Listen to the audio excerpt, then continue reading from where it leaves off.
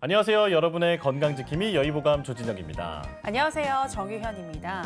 요즘 흔히 100세 시대라고들 하죠. 그래서 오늘은 우리 시청자 여러분들이 정말로 100세까지 건강하게 사실 수 있도록 미국 건강 매체에서 발표한 노화 방지 비결을 소개해드리도록 하겠습니다. 먼저 첫 번째는요. 항상 낙관적인 태도를 취하는 건데요. 나이가 들어감에 있어서 항상 낙관적으로 생각을 하게 되고 또 받아들이게 되면 수명이 7.5년이나 연장이 된다고 합니다. 네, 맞습니다. 그리고 좋은 인간관계를 유지하면 이 노화에 대해서도 좋은 대비가 될 수 있는데요. 자, 외로움을 느끼면 치매나 우울증에 걸릴 위험도 더 높아진다고 하니까 수시로 주변 사람들에게 전화도 하시고 또 약속 잡아서 만나시고 이렇게 다양하게 사회활동을 활발하게 하시는 게 좋겠습니다. 네, 그리고 무엇보다도 항상 명상과 운동 잊지 마시기 바라겠고요. 이 식습관에 또 섬유질을 추가하게 되면은 굉장히 도움이 된다고 하니까 이 부분도 기억하시고 꼭 실천해 보시면 좋겠습니다. 자, 우리도 젊지만 지금부터라도 실천해 보도록 하기로 하고요. 자, 오늘 함께해 주실 두 분을 화면으로 먼저 만나보겠습니다.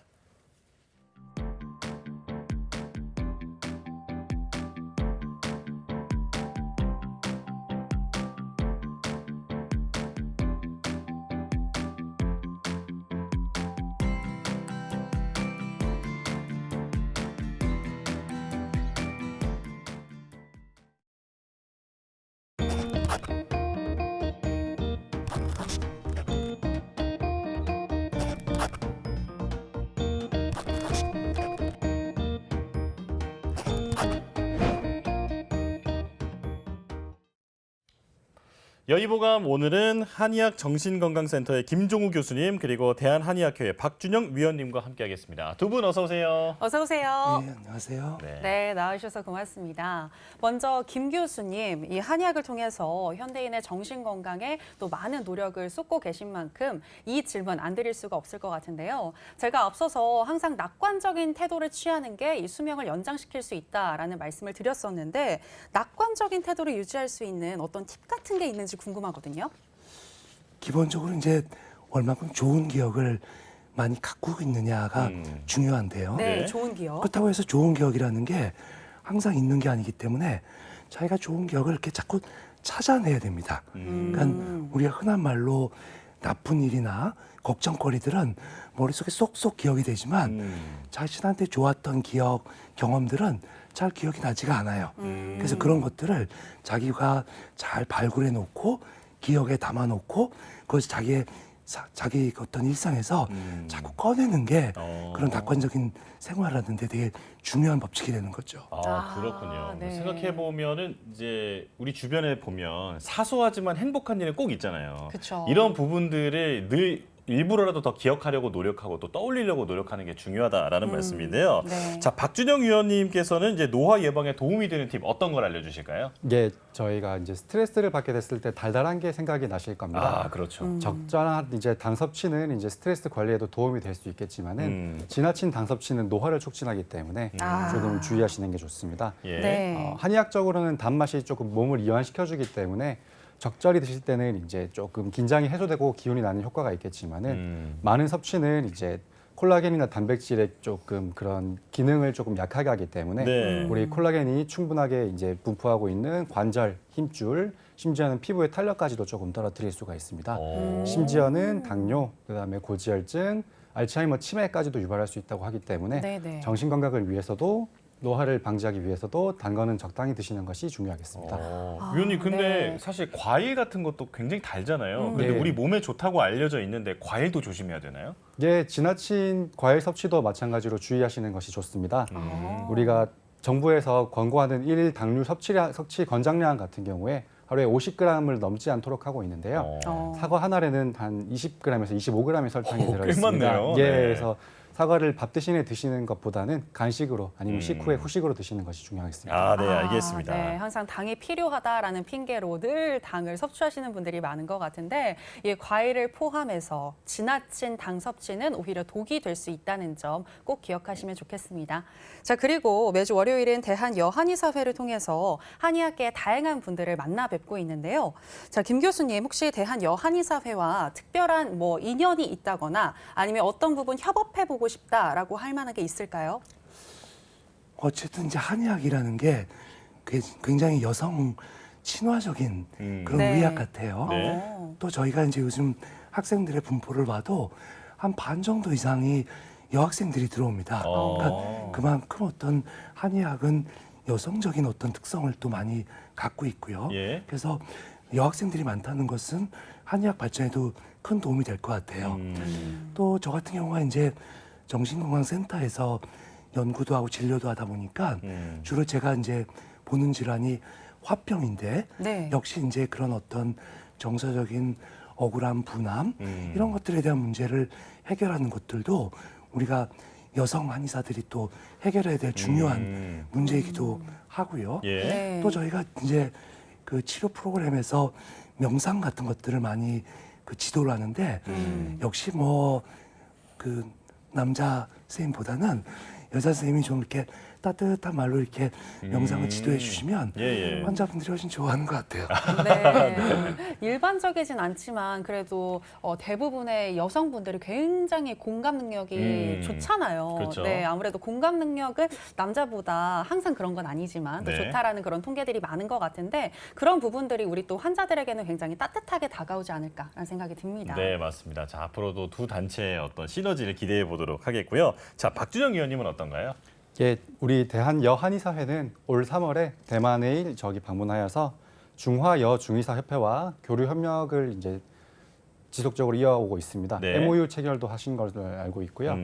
학술 교류에서는 특히 우리 안면마비 질환이나 혹은 또 얼굴 미용에 이제 사용할 수 있는 미소 안면침이라는 침법을 강의를 해서 대만 여중의사들의 어떤 많은 관심을 얻어냈습니다. 네. 저도 한의학회 국제위원이자 친구과 전문의로서 이러한 학술 대회에 참여하여 원활한 학술 대회 진행에 조금 도움을 드리고 또 여한의사들의 그 뛰어난 치료 기술을 배울 수 있는 기회가 있었으면 좋겠습니다. 아, 예, 알겠습니다. 네, 앞으로도 많은 교류와 그리고 협력 기대해 보도록 하겠습니다.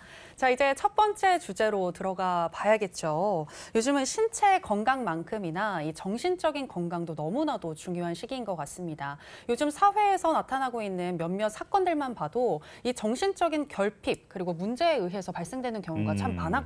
맞아요. 네, 그래서 이 한의학계에서도 이런 시대에 발맞춰서 다양한 변화를 꾀하고 있는데요. 그중 하나가 바로 한의학 정신건강센터의 등장이 아닐까 싶습니다. 자, 김 교수님, 한의학 정신건강센터에 대해서 소개 부탁드릴게요. 그러니까 뭐 우리가 한의학, 정신의학 하면 조금 이렇게 이해가 안 되실 수 있을 겁니다. 네. 그러니까 그렇지만 이제 한의학 자체가 워낙 정신과 육체의 어떤 통합적 관찰 또 그런 어떤 그 모토를 갖고 있기 때문에 예. 정신 건강에 이제 기여할 수 있는 부분이 꽤 많습니다. 근데 이제 그 2020년에 이제 국가에서 한의학을 통한 어떤 그 중점 질환의 센터들을 이제 그 국가 예산으로 만들어 그 연구센터를 만들었고요. 그 가운데 이제 하나가 바로 이제 한의학 정신건강센터가 됩니다. 네. 그런데 이제 저희는 이제 그런 어떤 한의학을 통한 정신건강이라는 어떤 모토로 센터가 설립이 됐고요. 네. 그런 어떤 센터를 만들어가는 과정에서 뭐 한의사 또 한방 정신과 전문의 예. 그리고 심리학자 뭐 이런 어떤 다양한 연구 분야의 조직들이 모여서 어떤 연구센터를 구성하고 있습니다. 예. 네. 한의학과 정신건강이 어떻게 연결될 수 있느냐 이게 의아해하시는 분들도 있겠지만 사실 한의학은 정신과 육체의 통합적인 어떤 그 관찰을 통해서 사람을 치유하는 거기 때문에 아주 근본적으로 서로 맞닿아 있다라고 볼 수도 있을 것 같은데요. 자, 그렇다면 보통 센터에서는 질환을 연구하고 또 치료법도 내놓고 이런 걸로 알고 있는데 지금 여기서는 어떤 분야의 연구를 하고 계신가요? 저희가 이제 가장 중점적으로 생각하는 것은 화병이에요. 아마 요즘 세상에서 워낙 세상이 분노 사회가 맞아요. 되다 보니까 여러 가지 분노 문제가 해결되지 못하고 있죠. 네. 근데 사실 그동안의 어떤 그 서양 의학에서의 어떤 연구들은 주로 이제 우울증, 예. 불안장애 뭐 이런 것들은 연구가 많았는데 실제로 이제 화병의 연구는 대단히 제한이 돼 있었어요. 근데 그런 의미에서 보면 이제 화병이라는 것은 화라는 특성을 갖고 있기 때문에 매우 한의학과 그 관계가 많아요. 그래서 네. 화병 연구가 최종적으로는 한국의 분노 사회를 해결하는 데까지 기여하고 싶다라는 어떤 네. 포부를 갖고 있고요. 네. 또 그러다 보니까 이제 화병에 대한 평가, 진단 그런 도구들을 이제 마련하고 있습니다. 네네. 재미난 거는 화병이라는 게 이제 병의 그 전체적인 맥락을 보게 되면 처음에 스트레스를 받으면 분노하고 우울하고 불안하고 이런 것들이 막 정서가 섞이게 돼요. 예, 예. 그래서 화병 연구를 잘 하다 보면 정신장애 전반에 관한 어떤 연구가 함께 될 수가 있습니다. 예. 네. 그러다 보니까 이제 그것과 연관된 치료 프로그램을 개발하고 있고요. 그리고 치료 프로그램을 앱에 얹어서 아. 우리가 일상에서도 활용할 수 있게 오. 하는 거를 좀 목표로 하고 있고요. 아, 네네. 또 여기 이제 저 MC 네. 분도 마찬가지겠지만 한의학 정신건강하면 잘 매칭이 안 됐기 때문에 네네네. 저희가 이제 그런 거에 대한 교육 또 이제 담당을 하고 있습니다. 아, 그렇군요. 네, 질환 연구뿐만이 아니라 어떤 치료 프로그램도 개발하시고 또 교육 등 정말 다양한 활동을 하고 계신 것 같은데요. 그중에서도 먼저 이 한국인의 정서가 담겨 있는 화병에 대해서 조금 더 자세히 여쭙고자 합니다. 네, 화병은 이 한국인이 앓는 대표적인 정신질환이라는 것, 그래서 영어 이름도 화병이라는 것, 뭐 이 정도는 이제 대부분 많이들 알고 계실 것 같은데요. 네, 김 교수님, 화병이란 무엇이고 또 어떤 방향으로 연구가 이루어지는지 궁금합니다. 기본적으로 이제 화병이라는 게 억울하고 분한 감정을 갖고 있다가 네. 어느 시기에 폭발하는 화의 형태로 폭발하는 병 이렇게 이제 그 규정이 되어 있죠. 네. 그래서 옛날에는 그러니까 불과 한 10여 년 전만 해도 이걸 계속 쌓고 해가지고 나중에 폭발을 할 때는 뭐 가슴이 답답하다, 얼굴에 열이 오른다, 뭐 이런 식의 어떤 신체 증상 위주로 이제 그 구현이 됐었어요. 예, 예. 네. 근데 최근에 오니까 그렇게 일단 이제 오래 참질 않아요. 그러니까 뭔가 이렇게 속에서 계속 쌓고 참고 이런 게 아니라 조금 생기면 폭발하고 특히 그 폭발이 정서 심하면은 행동 예, 이렇게 예. 이제 드러나기 때문에 실제로 이제 사회가 뭐 분노 사회다 뭐 이런 말까지 나오는 실정이죠. 네네. 그래서 보통 일반적으로 예전의 화병은 신체 증상을 중심으로 한 화병, 요즘의 화병은 정서와 행동 중심으로 한 화병. 그래서 저희 센터에서는 과거의 화병에서 연구를 시작을 했지만 궁극적으로는 분노사회 문제를 해결하는 어떤 대안을 또 마련하는 노력도 함께 하고 있습니다. 아, 네. 그렇군요. 그러니까 예전에는 화가 생기면 억누르고 참고 하다가 신체화로 이제 나타나서 증상이 나타났는데 지금은 분노를 표출하는 방식, 또 행동으로 이제 드러나고 있기 때문에 큰 문제가 되고 있다라고 말씀해 주셨는데요. 자, 그런데 이런 화병 같은 정신 장애는 이제 깊은 상담도 필요하고 또 내가 이 사람의 마음을 100% 알 수는 없다 보니까 어떤 진단하는 기준도 좀 애매할 수 있을 것 같아요. 자, 정신장애 평가와 치료를 위해서는 무엇을 고려해야 되는지 설명을 해주시죠.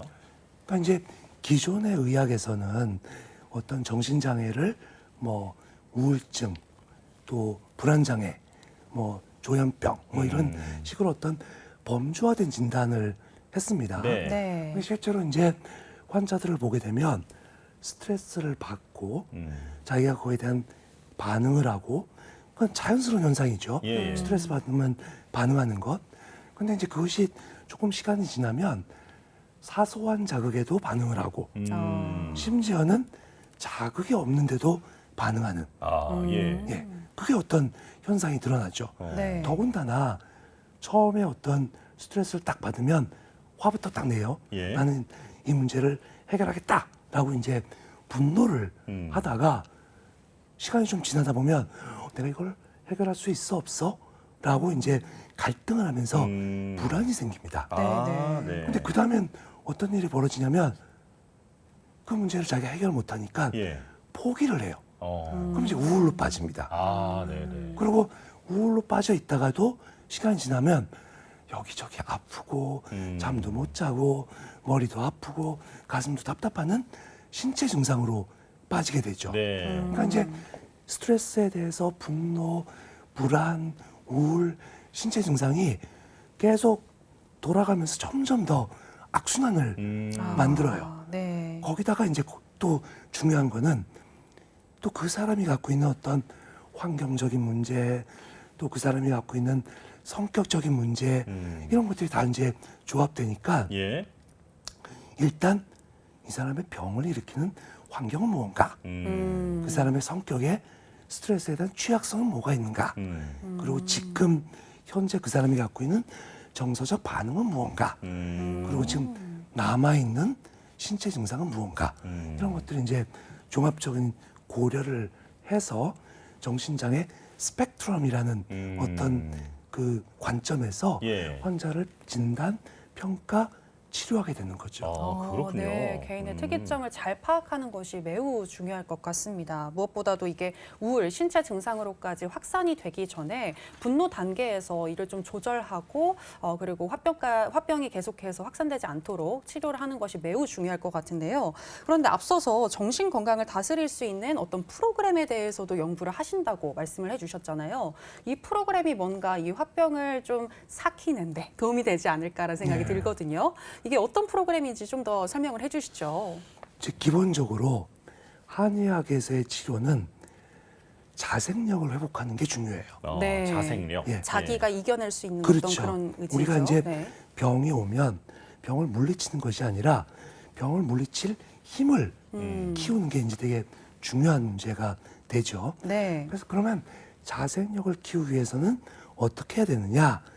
궁극적으로는 최적의 인간을 만드는 거예요. 최적의 인간이요? 최적의 인간. 나는 지금 최고로 좋은 최적의 상태야. 아. 이러면 이제 자생력이 생기는 거죠. 예. 그리고 그렇게 하기 위한 중간 단계로 우리는 어떤 노력을 해야 되느냐라고 하면 조화와 균형을 만들어줘야 되고요. 네. 근데 그 조화와 균형은 명상이라는 방법을 통해서 많이 회복을 시켜요. 오. 그러니까 내 마음을 편하게 하고 안정하게 하고 뭔가 긴장돼 있으면 이완되게 하고 조절하고 하는 어떤 명상 기반 훈련이 필요한 거고요. 네. 네. 그다음에 또 하나는 한의학에 기반한 기공에 관한 프로그램이 또 필요해요. 네네. 그러니까 뭐냐면 우리가 막혀 있는 기운을 잘 순환시키는 것.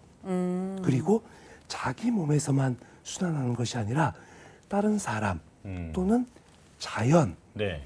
적절히 교류를 하면서 내가 거기서 에너지를 얻는 것, 에너지를 순환시키는 것, 이런 것들은 이제 기공 기반 프로그램을 통해서 만드는 거죠. 예. 그래서 궁극적으로 최적의 인간을 만드는 겁니다. 아. 그리고 최적의 인간이 되면 자생력이 생겨서 병을 극복할 수 있게 되겠죠. 그렇군요. 네. 자, 스스로 어떤 분노나 스트레스를 이겨낼 수 있는 힘, 자생력을 키우기 위해서 고안하신 그런 프로그램에 대해서 설명을 해주셨는데요. 자, 여기서 박 의원님한테 잠깐 질문을 드릴게요. 이제 화병을 치료하기 위해서 사실 침 치료도 많이 이루어지고 있잖아요. 자, 어떤 원리로 이루어지고 있는지 설명을 좀 해주실까요? 예, 침과 약침 같은 경우도 이제 화병의 증상 완화에 도움이 될 수가 있습니다. 네네. 우리가 화가 났을 때의 신체적인 반응을 보면 이제 조금 유추가 가능한데요.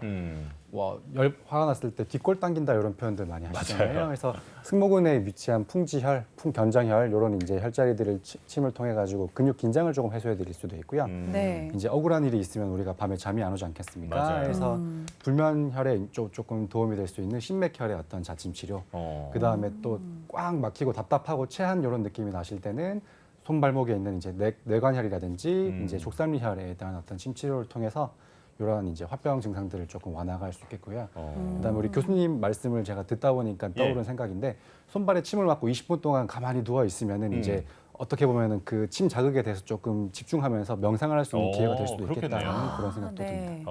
의원님 근데 좀 네. 잠깐 궁금한 게 이게 이제 스트레스 같은 걸 받아서 만약에 내가 어깨가 결린다든지 이렇게 되면 이 어깨 결리는 것을 해결을 해주면 그 스트레스 완화에도 거꾸로 이렇게 도움이 되는 건가요? 네, 도움이 될 수가 있습니다. 우리 승모근 같은 경우는 미주신경의 지배도 받고 있기 때문에 예.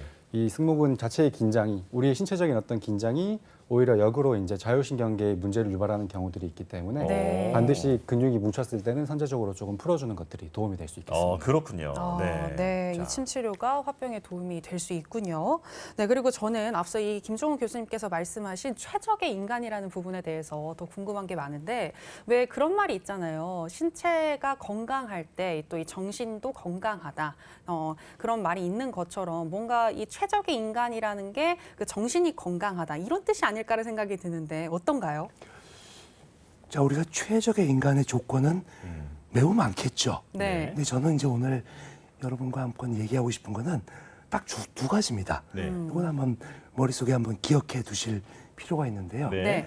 첫 번째는 신체적 건강. 신체적 신체적 예, 건강. 신체적 건강은 뭐냐 하면은 상체는 시원하고 하체는 따뜻한 것. 그러니까 보통 뭐 두한종렬 뭐 이렇게 표현하고 있는데 네네. 그 얘기가 뭐냐 하면 위가 시원해지면 시원한 기운은 밑으로 내려가고 또 아래가 따뜻하면 아래의 따뜻한 기운은 위로 올라가요. 그럼 신체적으로 어떤 일이 벌어지냐면 순환이 잘 되는 네. 그런 어떤 형태가 되죠. 그러니까 예를 들어서 감기가 걸려가지고 열이 난단 말이죠.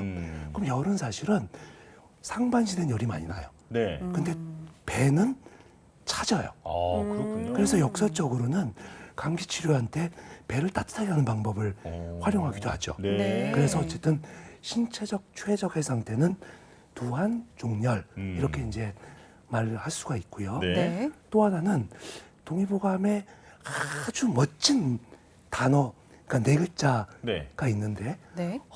허심합도예요.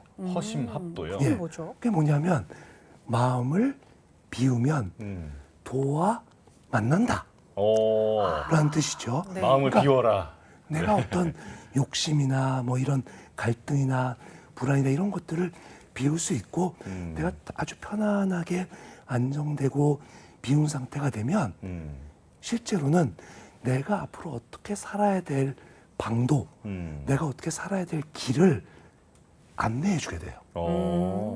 그래서 우리가 보통 명상이라는 게 뭐 마음 챙김 또는 뭐 멍 때리기, 비우기 뭐 이런 얘기를 많이 하지만 실제적으로는 그렇게 비우고 또 마음 챙김하고 그런 노력을 하게 되면 내가 살아가야 될 길과 부합된 것을 자기가 선택할 수가 있게 되는 거죠. 그렇군요. 그래서 아주 이 네. 허심합도라는 것은 정신 건강을 위한 굉장히 중요한 화두가 되는 겁니다. 네. 네. 자, 신체적 그리고 정신적으로 최적의 인간의 조건을 말씀해 주셨는데 저는 두한 조결은 좀 잘 되는 편인 것 같은데 허심합도까지는 좀 경지가 좀 멀리 남아 있는 것 같습니다. 저도 네. 잘 안 돼요. 그렇죠. 네. 잘 되는 사람이 많이 없을 것 같기는 한데 많이 노력을 해보셨으면 좋겠고요. 자, 그리고 조금 전에 정신건강 관련해서 그 애플리케이션도 개발하고 있다고 말씀해 주셨잖아요. 아주 흥미로운데 어떤 내용으로 구성하고 계신지 설명을 해주시죠. 그러니까 요즘 이제 그 정신의학 분야에서는 디지털 치료제라는 개념들이 많이 나와 있어요. 예. 네. 그러니까 뭐냐 하면 우리가 약을 먹고에 대한 문제가 아니라 일상에서는 늘 스트레스와 만나게 돼요. 그러면 우리가 어떤 상황이 딱 들어가면 예를 들어서 내가 지금 화가 나 있다. 네. 내가 긴장해 있다. 불안하게 있다. 라는 어떤 그 상황이 벌어지면 그 상황에 적절하게 대처하는 게 중요하거든요. 아, 네. 네. 그러니까 분노가 오래가지 않고 불안을 쉽게 해결하고 우울에 빠져서 늪에 헤매지 않고 거기서부터 벗어날 수 있으면 그걸 또 실제 시간 리얼타임으로 벗어날 수 있다면 뭐 건강을 훨씬 더 챙길 수가 있게 되겠죠. 그렇죠. 네. 그러니까 실제로 어플리케이션의 의미는 내가 지금 불안해 있구나, 내가 긴장해 있구나 라는 판단, 그리고 그 상태 때 내가 어떤 행동을 하거나 뭐 예를 들어서 뭐 명상이라든가 호흡법이라든가 걷기라든가 또는 아니면 마음 탐색이라든가 그런 거를 해서 그 상황을 벗어나게 되면 더 심각한 장애로 빠지지 않는다는 거죠. 예, 예. 그러니까 그거를 돕기 위한 어플리케이션을 개발하고 있는 거죠. 그러니까 그렇군요. 본인의 상태를 알게끔 해준다는 게 매우 중요할 것 예. 같은데 뭐 그러면 지문이나 이런 걸로 알 수 있는 건가요? 우리가 보통 이제 혈류 속도 네. 또 혈관의 어떤 그 박동의 리듬을 측정하게 되면 우리가 그 사람의 스트레스 상태를 알 수가 있거든요. 예, 예. 네. 그래서 이렇게 이제 손을 대고 있으면 지금 긴장도가 몇 점이다. 뭐 이런 것들이 나오죠. 그렇군요. 신기하다. 그때는 뭐 심호흡을 해라. 뭐 이런 솔루션들이 나오는 거죠. 네. 네. 더 심각한 상황으로 빠지기 전에 미리 예방을 해줄 수 있는 그런 기술들을 지금 애플리케이션에 담고 있다라고 말씀을 해주셨습니다. 자, 그리고 이제 시간이 별로 없는데 그래도 꼭 여쭙고 싶은 게 있어서요. 자, 그 어느 때보다 지금 정신 건강에 관심이 높은 상황에서 어떤 분노나 스트레스를 느끼고 있는 분이 있다면 자, 어떤 식으로 이런 부분들을 좀 사귈 수 있는지 좀 조언을 해주실까요? 자, 어쨌든 네. 분노의 상황에서는 첫 번째 건 지금 벗어나야 됩니다. 예. 그러면 벗어나서 뭐 할 거냐? 네. 걸으면 됩니다. 걸어요. 언제까지? 네. 풀릴 때까지. 다리가 많이 아프겠는데요. 그렇습니다. 그렇습니다. 근데 네. 그 걷기가 중요한 이유는 걷기를 통해서 명상을 할 수가 있고요. 네. 우리가 똑같은 리듬으로 반복적인 동작을 취하게 되면 정신적 안정을 이루게 돼요. 그래서 복잡한 생각이 있을 때 자기가 2, 30분이라도 터벅터벅 걷게 되면 정신적 안정을 유지할 수 있기 때문에 걷기가 가장 중요한 추천 방법이 되는 거죠. 이거 정말 네. 중요한 팁이네요. 네, 그러고 보니까 저희가 오프닝 때 또 얘기를 하기도 했었잖아요. 맞아요. 이 걷기와 명상의 중요성에 대해서 말씀을 드렸었는데 오래 수명을 유지하는 것 그리고 정신을 건강하게 오래오래 살 수 있는 방법 중에 이 걷기와 명상은 정말 빠질 수가 없는 것 같습니다. 꼭 실천해 보시기 바라겠고요. 저희가 지금까지 이야기한 내용들 다시 한번 정리해봤습니다. 화면으로 만나보시죠.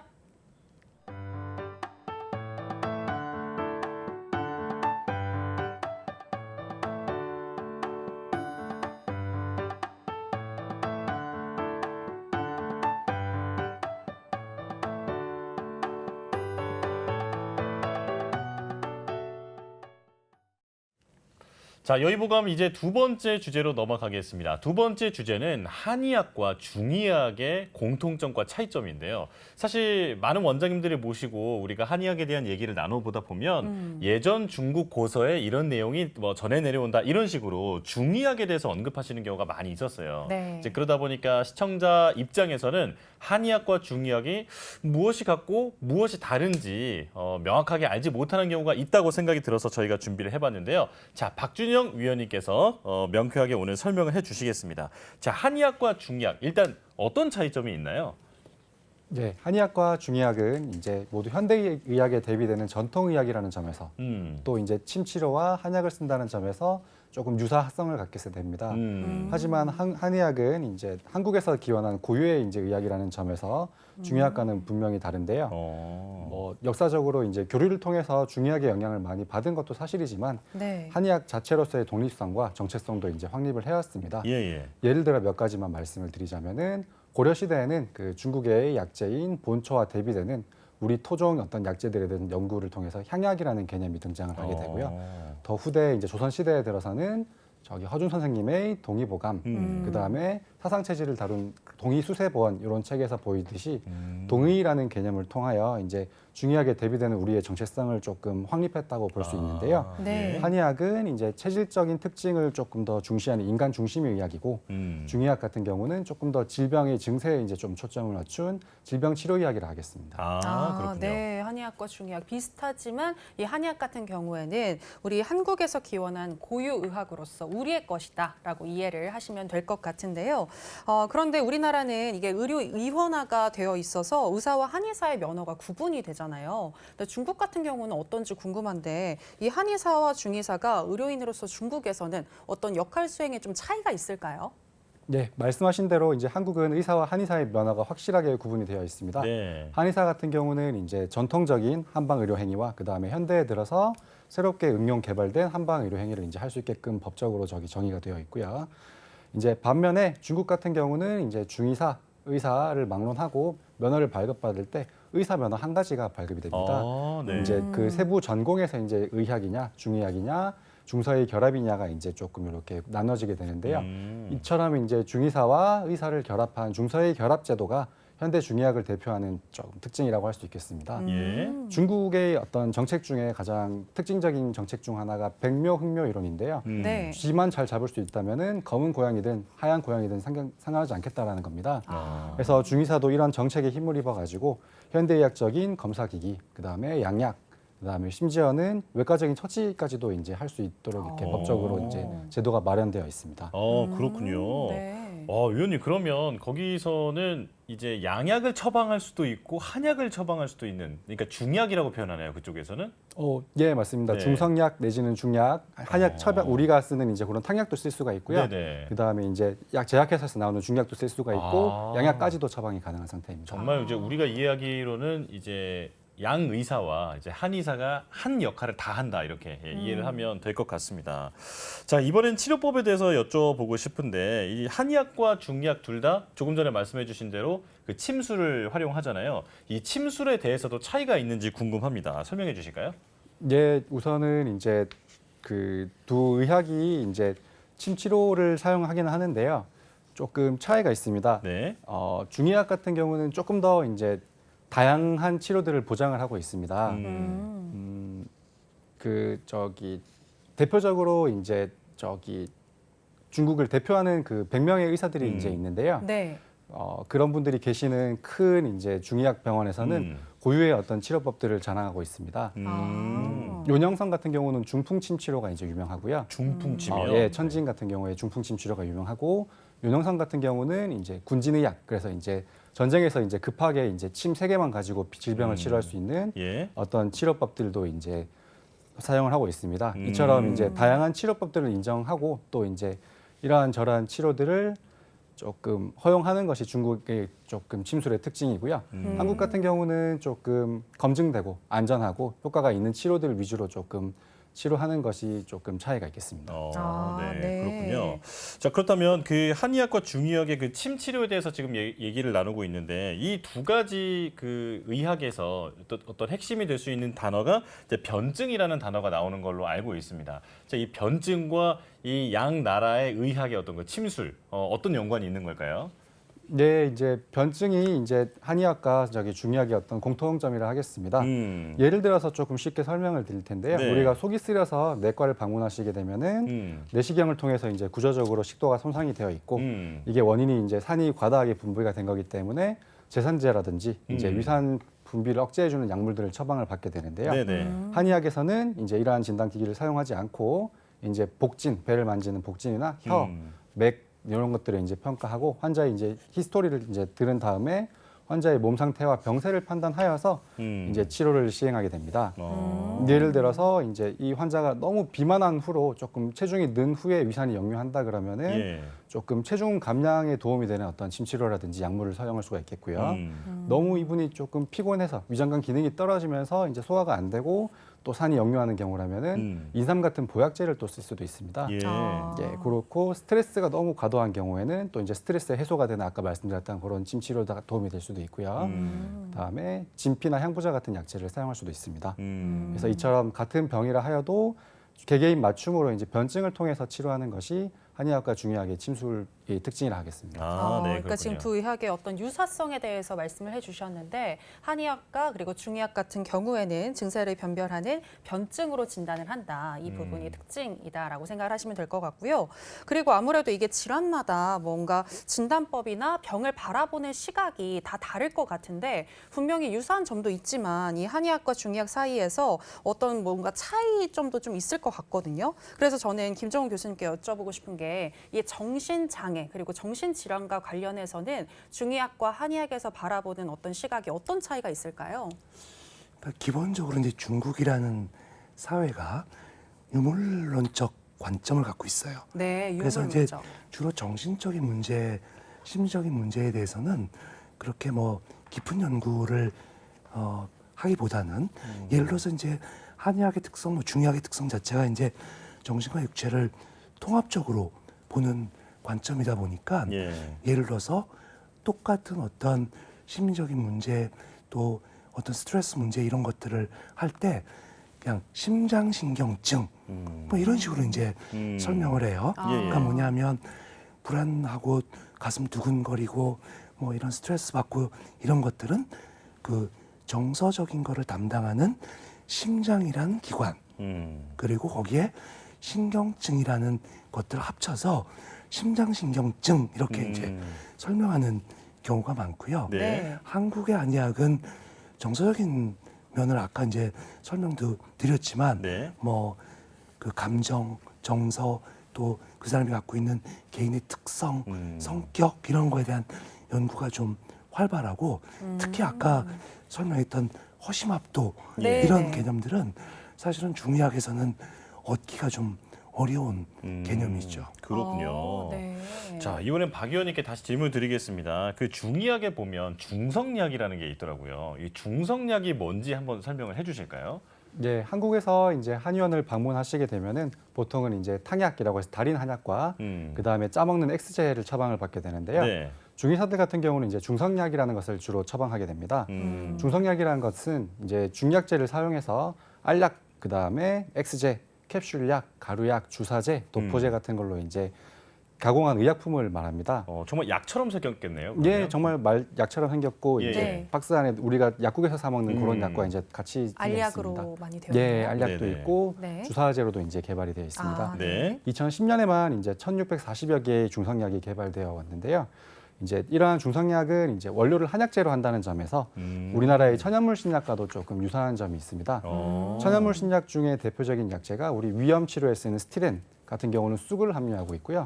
또 소화불량에 쓰는 이제 모티리톤전 같은 경우는 견우자나 형용색 같은 한약을 함유하기도 합니다. 다만 차이는 이제 그 한약재가 같이 공통으로 들어가 있긴 하지만 중성약은 중의사나 서의사 모두 이제 사용을 할 수가 있고 아. 한약재는 이제 약물로 이제 인정을 받고 있기 때문에 한의사보다는 의사 선생님들이 처방을 하게끔 되어 있습니다. 그러면 천연물 신약은 지금 한약재가 주성분인 경우가 많은데 이것을 한의사가 처방은 하지 못하는 상황. 예, 맞습니다. 제재가 이제 양약이기 때문에 형태가 그렇군요. 양약이기 때문에요. 그렇게 예. 구분이 되어 있군요. 네, 확실히 차이가 있는 것 같은데 사실 우리나라 같은 경우에 봤을 때 그 코로나가 한창일 때 이 한의학이 보조적인 역할을 많이 했던 것으로 알려져 있거든요. 네. 네, 중의학 같은 경우에는 이 사스 때의 경험을 바탕으로 또 질병 관리에 적극적으로 참여할 수 있게 되었다. 뭐 이렇게 알려져 있는데 이 부분에 대해서 조금 더 설명 부탁드릴게요. 예, 우리 한의사협회에서도 코로나 시기에 적극적으로 조금 위기 대응에 나서고자 노력을 하였습니다.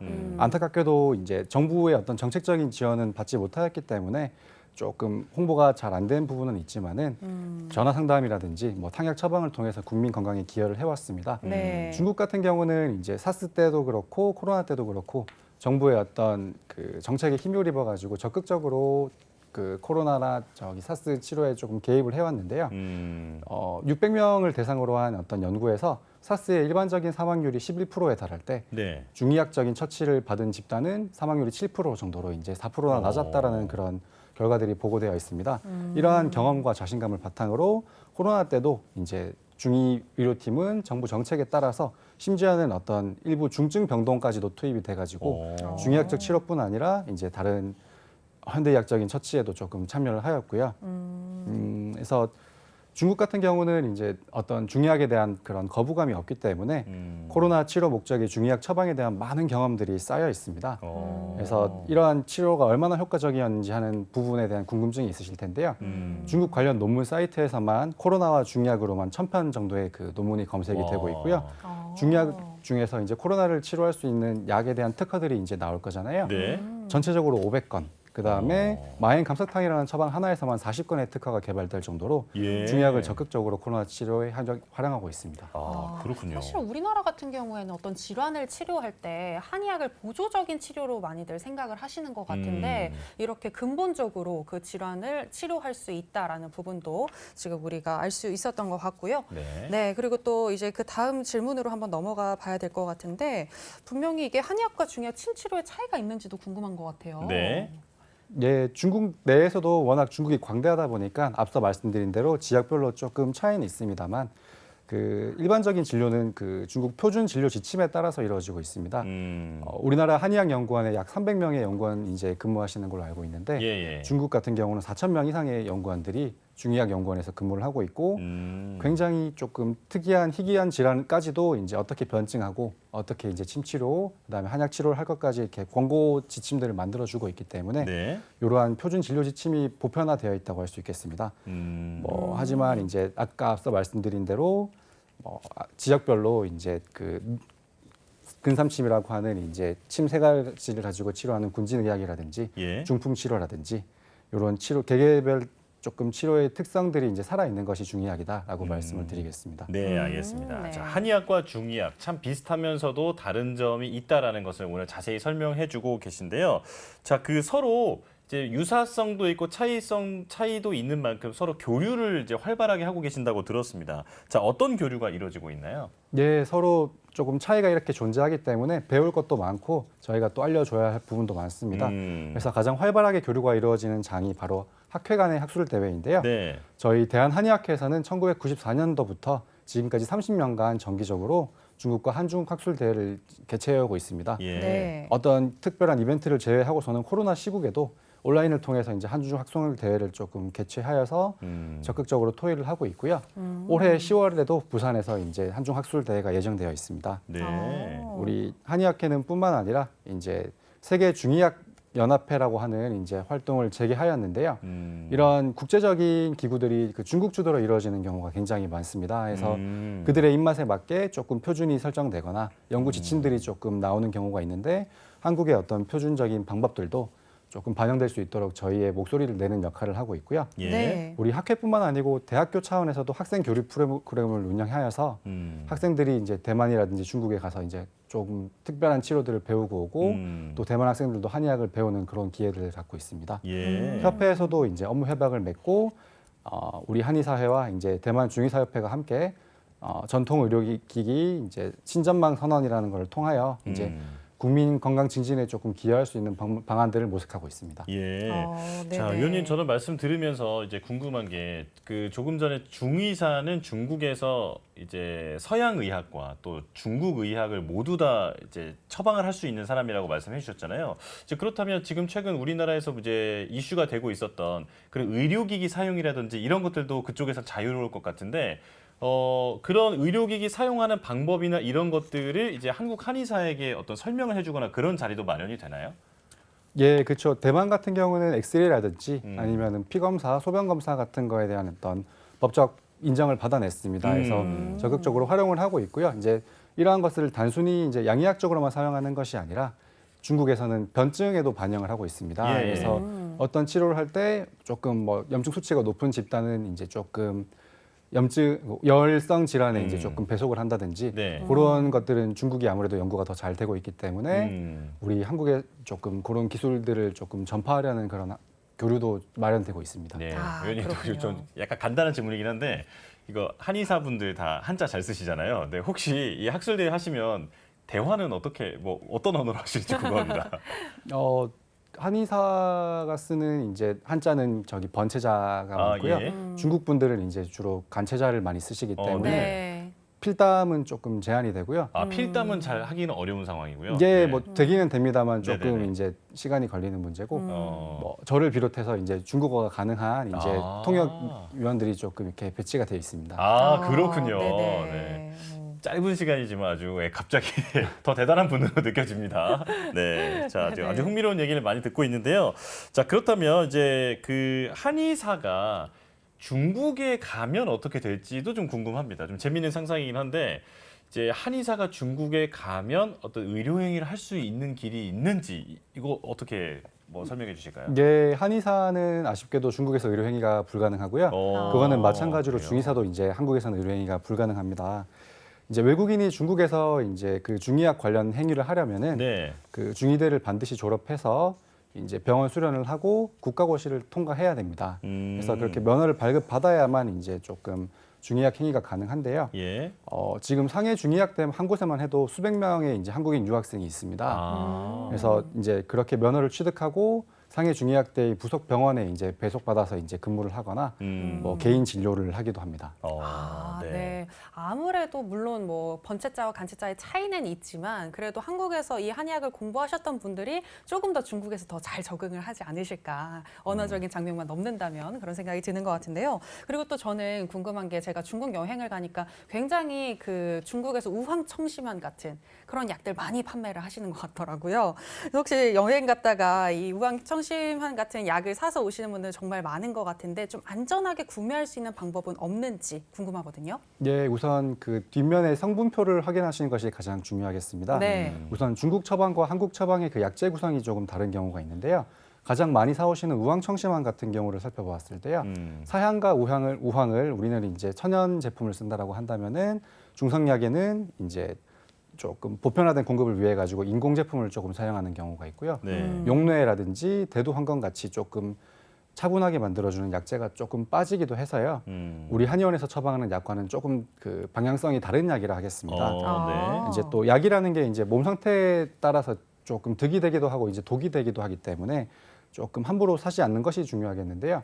우황청심환을 단순히 우리가 조금 이렇게 긴장했을 때 사용한다거나 아니면 조금 피곤할 때 쓸 수도 있지만은 입이 돌아가는 안면마비라든지 아니면 반신이 불수가 되고 말이 잘 안 나오는 중풍 환자의 치료에도 쓰기 때문에 네. 단순히 건강기능식품이라고 보지 마시고 약이라는 측면에서 바라봐 주시고 가급적이면 한의사의 어떤 진료를 통해서 처방받으시는 것이 중요하다 하겠습니다. 네, 그럼 확실히 네. 부작용도 있을 수 있는 거네요. 이게 잘 안 맞는 분들 같은 경우는 너무 졸림이 대표적인 부작용이기 때문에요.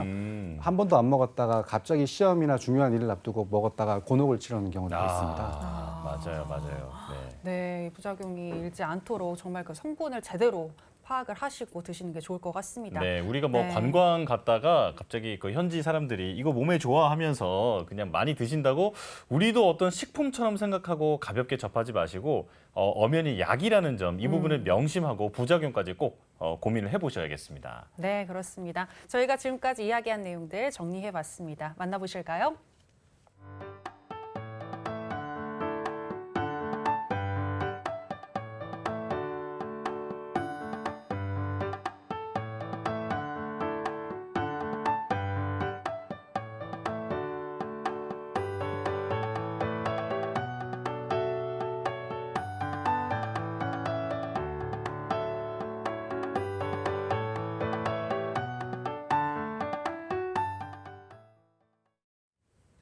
자, 오늘은 한의학 정신 건강과 그리고 한의사와 중의사의 차이, 이 양 나라의 의학의 차이에 대해서까지 들어봤는데 자, 어느 때보다 알찼던 시간이 아닌가 싶습니다. 네, 맞습니다. 보통 다른 곳에서는 이런 이야기를 잘 하지 않는 것 같은데 그렇죠. 저희 여의보감이기 때문에 또 이런 알찬 시간이 마련되지 않았나라는 생각이 들고요. 저희 여의보감 저희가 준비한 소식은 여기까지입니다. 저희는 다음 이 시간 또 알찬 건강 정보로 다시 돌아오도록 하겠습니다.